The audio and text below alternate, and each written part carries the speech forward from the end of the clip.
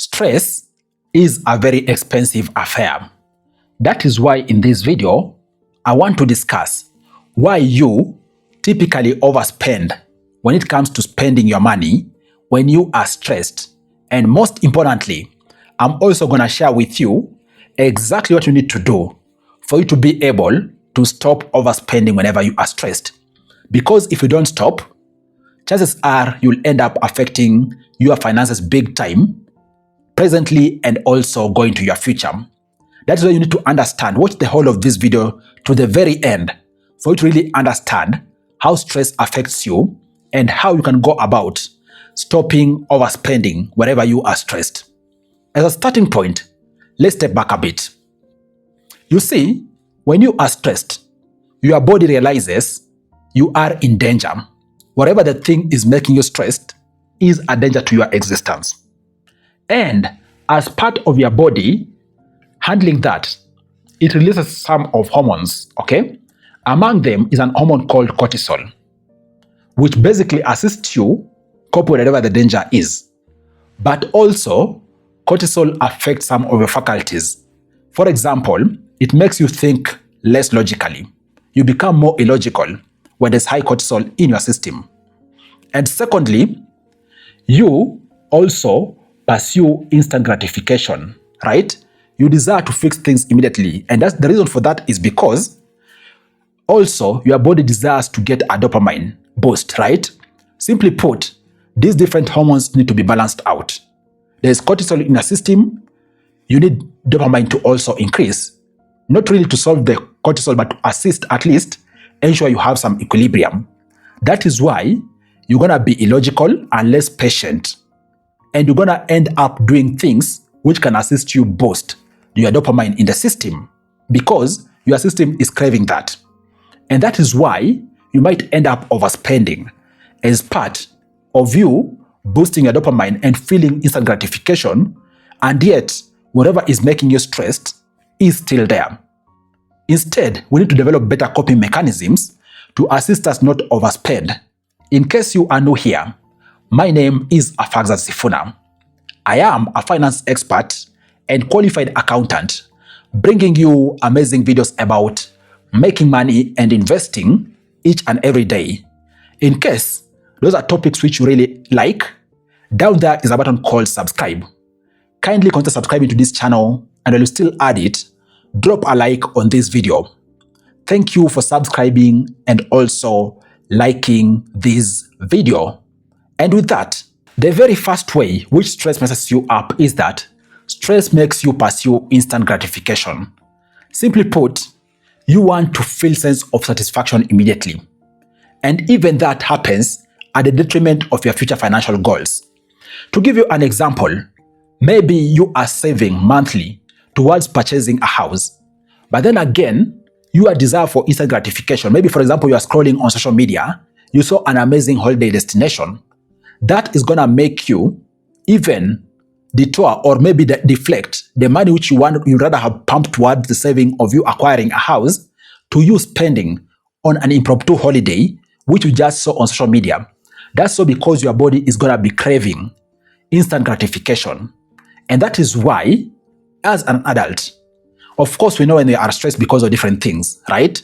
And given I've explained to you what happens also in your mind or in your head when you are stressed, take a step back and then look at it objectively.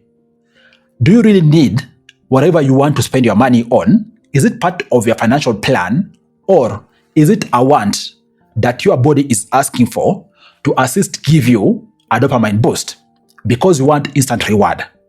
If the answer is that it is a want, then don't do it, because you deflecting money from a given important financial goal which you are pursuing to be able to pursue instant gratification is only going to work against you in the long term, because yes, you'll have instant reward sense, but then again, it is adding to your financial strain in the long term.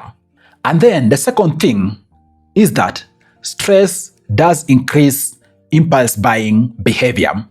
And this is so because, remember, you desire instant gratification, right? So when you hear, for example, there are instant sales, there is discounts, there's promotions, all these things are terms which are going to be enticing to you. And because you have high stress, You'll even want to pursue them immediately as part of you coping with the stress. That is why when adults out there are stressed, they have high likelihood to do impulse buying as opposed to when they're not stressed. And one thing to be asking yourself, and even can assist you, is a simple rule. Before you make any purchase, assuming you are working in a supermarket, you've seen, for example, a washing machine is going at a discount of 50%. Just because they're saying flash sale or a discount, you don't need to purchase it. The simple rule you can utilize is something called 24-hour rule, which in finance basically says, before you spend money on any major purchase, delay by 24 hours as a rule of thumb. In those 24 hours, you'll have reflected, you'll have thought, you'll have concluded as to whether it is important, as to whether it is aligned with your financial goals, or you are just acting out of impulse. So, whether you are stressed or not, please be implementing the 24-hour rule, because it's going to really assist you think objectively before you commit money to any major purchase out there. And then, the third way you need to understand how stress affects you is that stress makes convenience feel like it is worth any price. And that is why, for example, when adults out there are stressed, you find even an adult goes on a binge spending when it comes to ordering food. They go about ordering food, dinner each and every day in their house for the entire week. This is an adult who, based on their budget, they can only afford cooking food in the house every day. They can only afford purchasing food or ingredients in bulk so as to minimize costs. But when they're extremely stressed, they go on binge spending on deliveries, right? They go on binge spending on utilizing Ubers as opposed to utilizing matatus, you name it. That is because stress makes you feel like convenience is worth any price, and you're going to pay for it for that particular moment in time. Of course, you're going to still feel the repercussions of that financial decision later on, but you understanding what stress does to you is going to make you really see and also think about how to mitigate it. Because as I said, these are the moments where you sit back and think, simple questions. Was this thing in my budget? The answer is most likely no, right?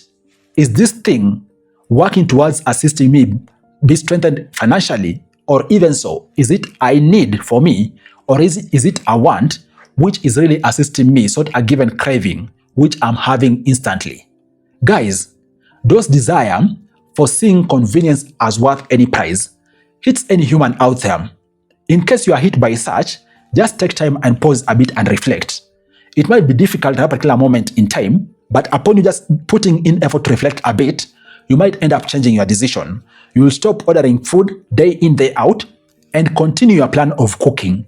Not because it is convenient, but because it aligns with your budget. Because you're going on a spending spree of you ordering food each and every day, you might even end up spending worth of budget of food for 3 months in 1 month just because you are stressed. And even that by itself is going to be additional source of stress for you once that binge spending has ended.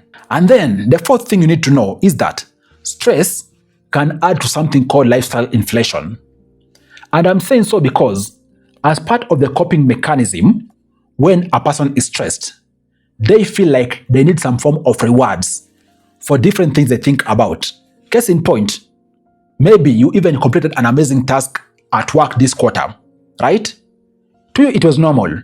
But because of heightened stress and you thinking, you might even start telling yourself you deserve a retreat because you achieved something. So even the things which you typically achieve on a regular, without even rewarding yourself, you end up starting to think like you require a reward for you being a human and being an adult who is executing their mandate as an adult.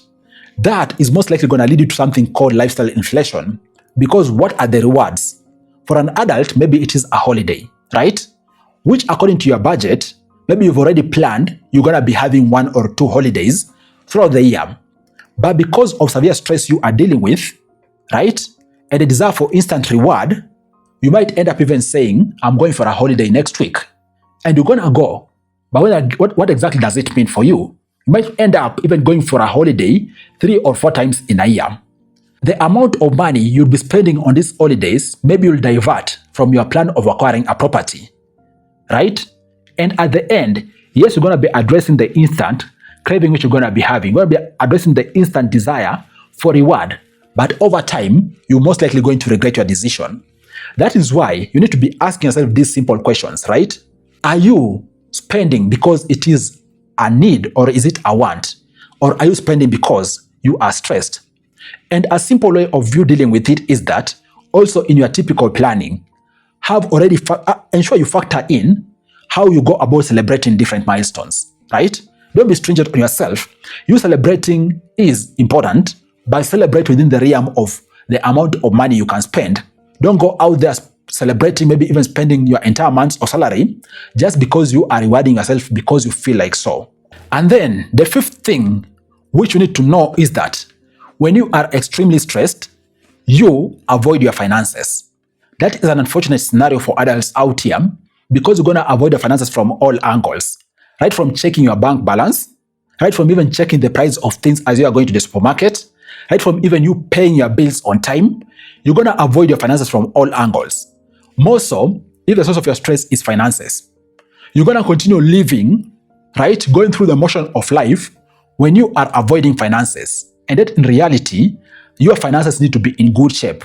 That's why when you are extremely stressed, for example, you go to the supermarket, you don't even look at your budget. You just go picking things, putting on a trolley, and then going to pay. Once you pay, you'll go and think about those things later on. Even if you don't think about them, you go and throw the receipt, right? When you are stressed and you have bills coming up, you might even skip those bills or pay late. If someone asks you, why did you pay late? You have no answer. It's simply because your system was avoiding your finances. And that is why, given you understand that, the moment you are stressed, you can even tell yourself, have even maybe 10 minutes every week, right?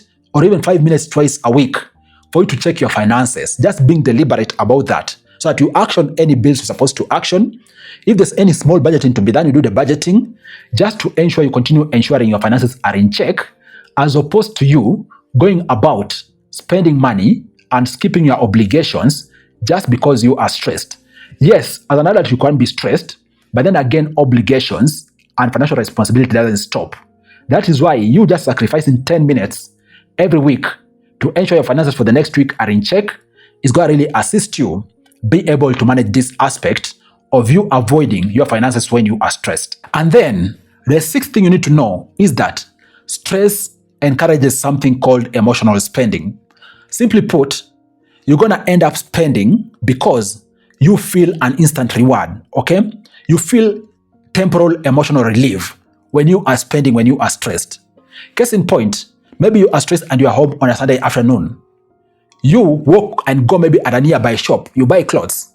That buying of clothes, yes, you'll end up spending money which you haven't planned for, but it's going to give you temporal happiness, which in reality is short-lived because you're going to most likely regret your decision.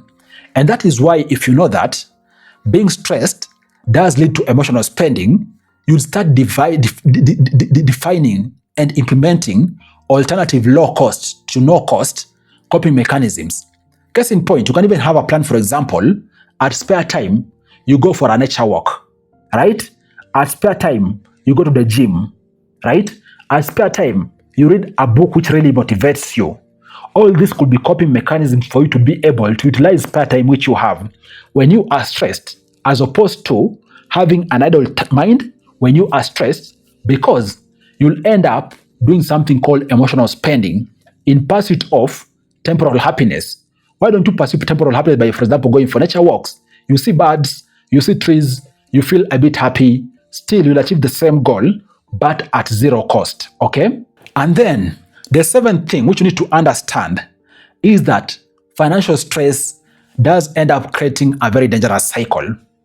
Guys, as adults, we like to assume that stress is something very far off and our finances is something very far off. As you've seen in this video, you being stressed ends up impacting your finances big time in case you are not deliberate as to how you are going about ensuring you maintain your financial health. That is why you being stressed need to be dealt with as you are handling the emotional cost for you being stressed, while also you are very savvy and cognizant of how stress is impacting you financially. So that you don't end up, for example, getting in debt. You don't end up, for example, tapping into your savings to the extent that you're going to regret even as you are continuing to deal with the stress, or even later on, in case whatever was making you stressed is been addressed, finances again become the source of your stress. So understand that this thing is wholesome. As you are dealing with the emotional aspect of stress, also be cognizant of the financial aspect so that you don't end up hurting your finances, because if you do that, it can become a dangerous cycle. Guys, I hope you've understood how stress impacts you financially, and most importantly, the different things which stress makes you desire, maybe like instant rewards, emotional spending, you thinking instant convenience is something that supersedes everything, and so forth. And given you understand this, also I hope you've gotten the coping mechanism or alternative things you can do for you to be able to continue being healthy financially, even as you are dealing with the emotional aspect of stress. Cheers, guys. I look forward to sharing with you other amazing videos next time. Bye bye and take care.